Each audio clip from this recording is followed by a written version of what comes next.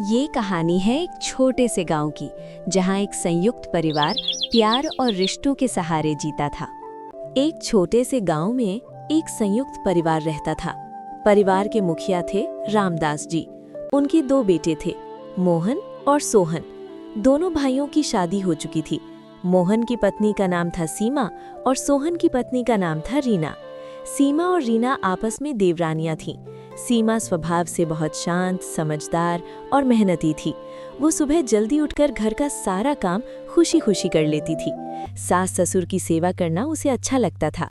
वहीं दूसरी ओर रीना बहुत चतुर लेकिन घमंडी थी। उसे लगता था कि घर का सारा काम सीमा ही करे और वो आराम करे। वो बात बात पर ताने मारती और झगड़ा करती रहती थी।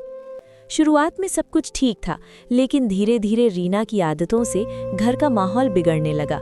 वो सास से कहती, माँ जी, आजकल मैं बहुत थकी रहती हूँ, आप सीमा से ही सारा काम करवा लिया करो। सीमा कुछ नहीं कहती, बस मुस्कुराकर सब सह लेती। सास को ये बात अच्छी नहीं लगती थी, लेकिन वो घर की शांति के लिए चुप रहती।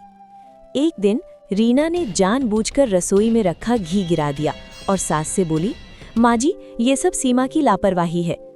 सीमा ने सच्चाई बतानी चाही, लेकिन फिर चुप हो गई। सास समझ गई कि गलती रीना की है, पर उन्होंने कुछ नहीं कहा। ये देखकर रीना और ज्यादा हिम्मत वाली हो गई। कुछ दिनों बाद सास बहुत बीमार पड़ गईं। डॉक्टर ने कहा कि उन्हें पूरा आराम चाहिए। घर की सारी जिम्मेदारी अब बहुओं पर आ गई। सीमा दिन रात सास की सेवा करने लगी। दवा देना, खाना बनाना, सफाई करना, सब कुछ वो अकेले कर रही थी। रीना बहाने बनाकर बाहर चली जाती या अपने मायके फोन पर बात करती रहती। गांव की औरतें जब घर आती तो वे सीमा की तारीफ करती। ऐसी बहू तो किस्मत वालों को मिलती है, वे कहती।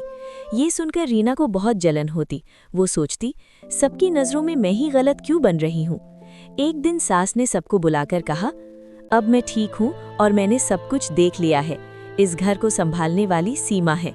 फिर उन्होंने रीना से प्यार से कहा, बेटी, घर अहंकार से नहीं, प्रेम से चलता है। रीना की आंखें भर आईं, उसे अपनी गलती का एहसास हुआ। परिवर्तन की शुरुआत।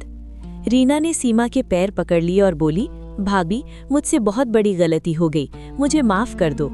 सीमा ने उसे गले लगा लिया और कहा, हम एक परिवार हैं, गलतियां सबसे होती हैं। उस दिन के बाद रीना पूरी तरह बदल गई। वो घर के कामों में हाथ बटाने लगी, सास ससुर की सेवा करने लगी और सीमा का सम्मान करने लगी।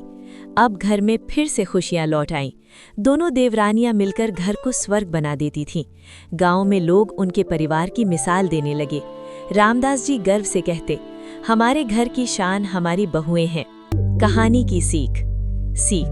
अहंकार और ईर्ष्या से घर टूटता है, जबकि प्रेम, त्याग और समझदारी से परिवार जुड़ा रहता है।